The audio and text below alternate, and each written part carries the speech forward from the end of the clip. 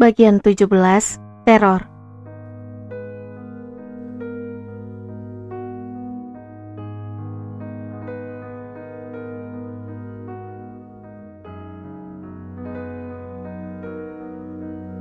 Lalu, kenapa semalam kamu tiba-tiba pergi?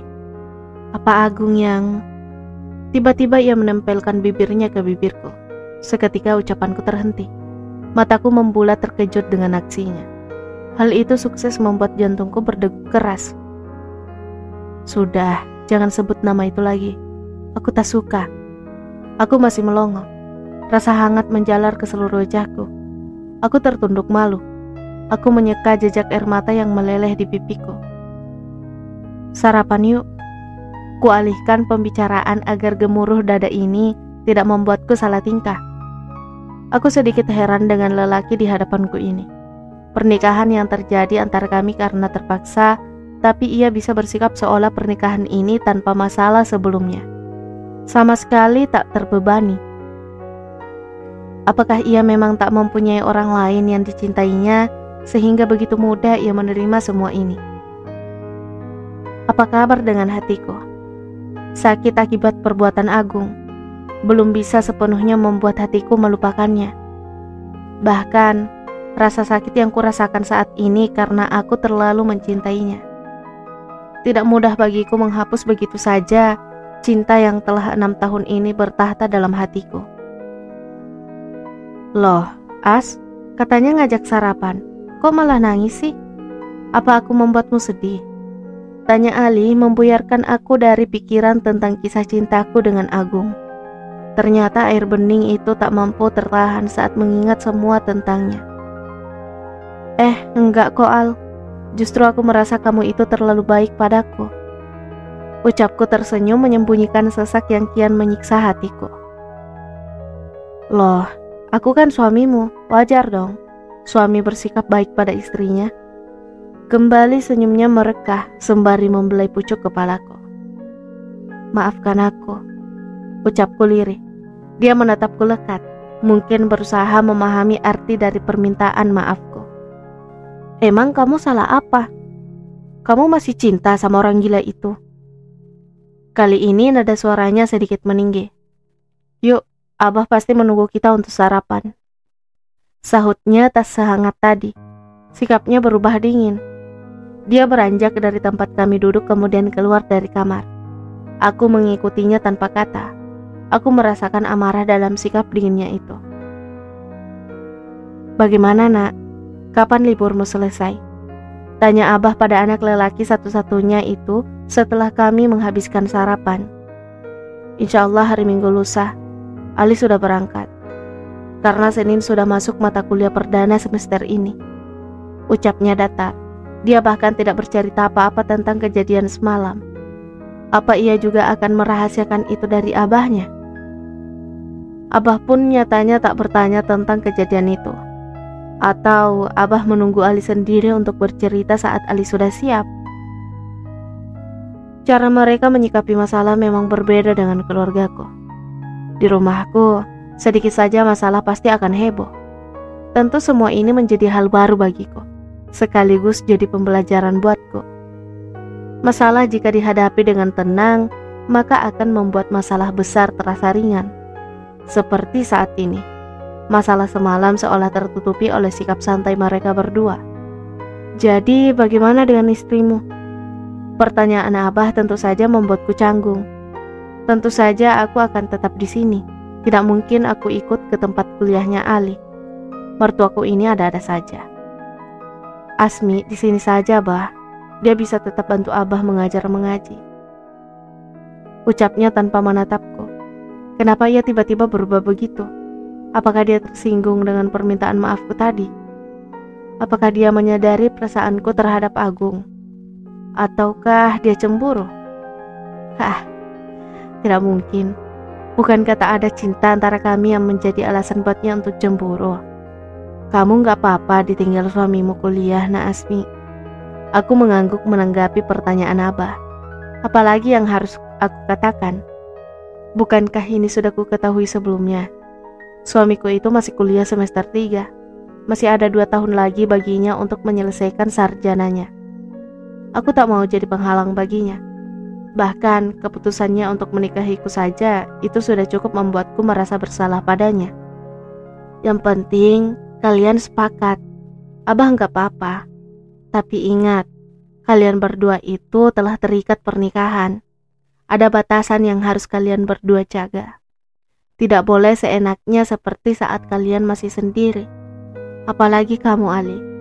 Jaga mata dan hati kamu untuk istrimu. Nasihat Abah bagai pisau menohok jantungku. Apa benar? Kami harus jaga hati. Saat ijab qabul telah terucap artinya aku milik suamiku lahir batin. Tak boleh ada orang lain di antara kami, meskipun itu dalam hati.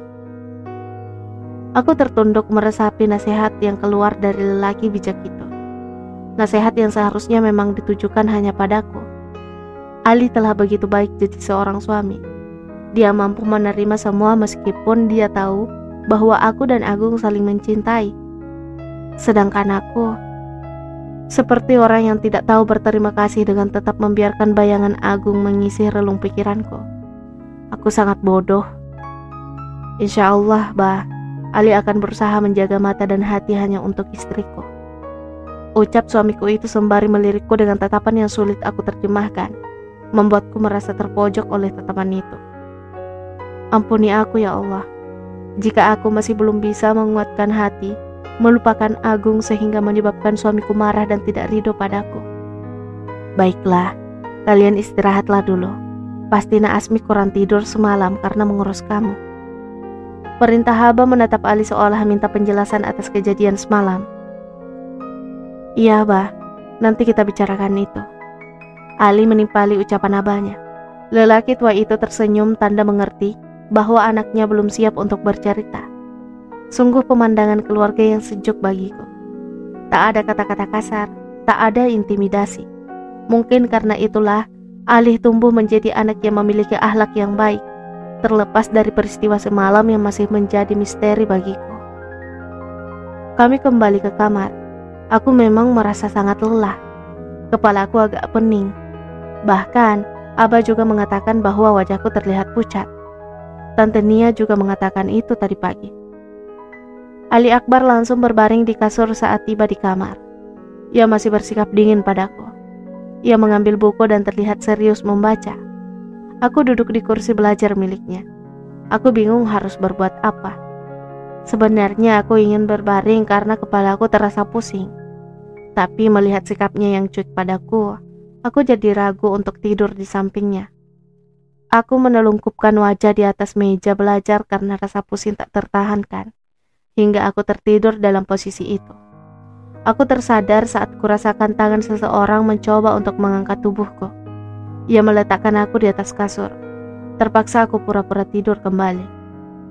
Ia meraba keningku dengan telapak tangannya. Asmi, kamu demam. Apa yang kamu rasakan? Ali sedikit menggoncang pundakku. Aku yakin ia menyadari bahwa aku pura-pura tidur. Tapi ia berlagak tak tahu. Kubuka mataku. Rasa pusing yang kurasakan semakin hebat. Aku mencoba untuk duduk namun tak sanggup karena perutku pun terasa sakit dan melilit. Aku merasakan tubuhku kedinginan, sedangkan keringat kini membasahi baju gamis yang kukenakan. Asmi, apa kamu kedinginan? Tubuhmu gemetar, ucap Ali terlihat cemas. Terus saja ia baik meskipun hatinya sedang marah. Sikapnya itu benar-benar membuatku merasa bersalah dan menyesal. Aku pusing, Al. Perutku sakit. Aku meringis menahan sakit yang semakin terasa di perutku. Hingga akhirnya aku muntah. Ya Allah, aku malu. Muntahanku mengenai Ali suamiku. Tapi ia sama sekali tidak menghindar. Lekas ia membersihkan muntahanku, kemudian memberiku air putih hangat. Terima kasih, Al. Ucapku meneteskan air mata haru atas perhatian yang begitu tulus padaku. Ali tersenyum menanggapinya. Ia kemudian memijat pundakku untuk meringankan mual yang kurasakan. Aroma minyak kayu putih sedikit meredakan rasa mual dan pusing yang kurasakan. As, ganti bajumu ya. Tuh kena muntahan tadi. Aku melirik lengan bajuku yang terlihat basah. Aromanya juga sungguh tidak sedap. Aku jadi malu pada lelaki di sampingku ini. Tapi kamu keluar dulu ya. Aku mau ganti baju. Ucapku ragu. Tak mungkin aku membuka bajuku di hadapannya. Kenapa? Tanyanya dengan tatapan heran. Aku kan malu. Tukasku tertunduk menyembunyikan rona merah di pipiku. Ali terbatuk mendengar jawabanku. Apa yang dia pikirkan? Apa dia tak merasakan hal yang sama? Mudah bagi dia. Tapi ini tidak mudah bagiku. Gak apa-apa, Asmi. Aku kan suamimu. Ngapain juga kamu malu? Lagi pula, kalau aku keluar, terus kamu jatuh bagaimana? Katanya tadi kamu pusing. Terangnya tertawa seolah ini adalah hal yang lucu. Ini sama sekali tidak lucu bagiku. Bahkan aku ragu untuk melepas hijabku di hadapannya. Apalagi melepas pakaianku. Sungguh tak sanggup. Ia tak juga bergeser dari tempatnya. Malah ia sendiri yang melepas hijabku tanpa izin dariku. Setelah itu ia menyerahkan piyama tidur padaku. Sejak kapan ia punya pakaian itu? Aku merasa tak pernah membelinya. Pakai ini. Tak baik memakai pakaian tertutup di hadapan suami sendiri. Nanti lupa kalau punya suami. Sahutnya dengan wajah yang dilucu-lucukan. Aku tertegun mendengar ucapannya. Ada apa dengan lelaki ini? Tadi ia bersikap begitu dingin padaku. Sekarang malah mengajakku bercanda. Aku jadi bingung. Loh, kenapa? Beneran mau aku keluar dulu? Ucapnya lagi. Tapi tak bergerak sama sekali dari sana.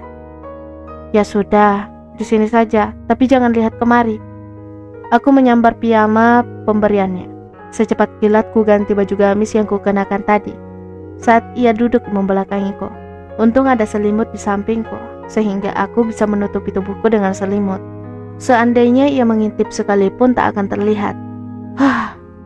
Apa sih yang aku pikirkan? Ia berbalik tepat saat aku selesai berganti pakaian. Lega rasanya. Hijabku mana tadi? Mataku mencari-cari hijab yang kukenakan tadi. Nggak usah pakai hijab, ini kan dalam kamar. Nggak akan ada yang lihat kok. Apa maksudnya? Jadi dia itu tidak menganggap dirinya orang.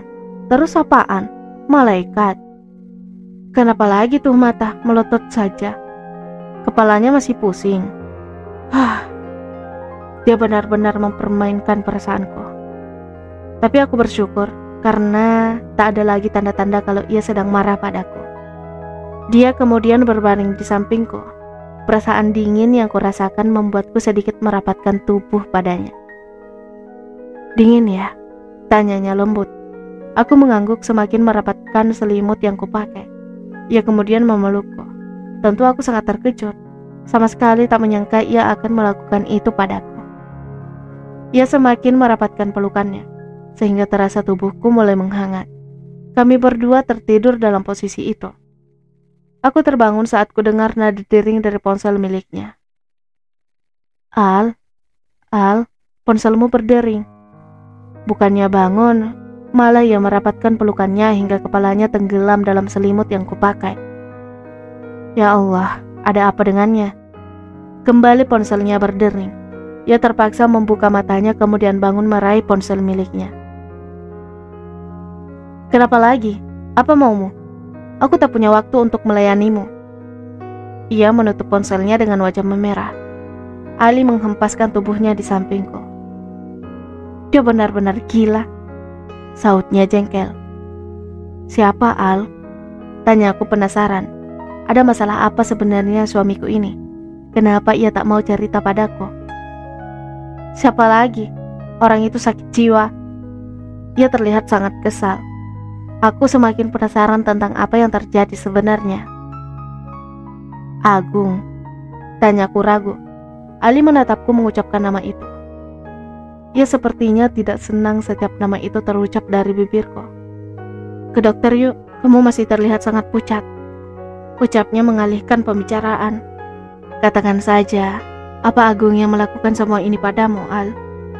Aku tak tahan lagi menahan rasa penasaranku. Kalau dia yang melakukannya, apa kamu akan membelaku?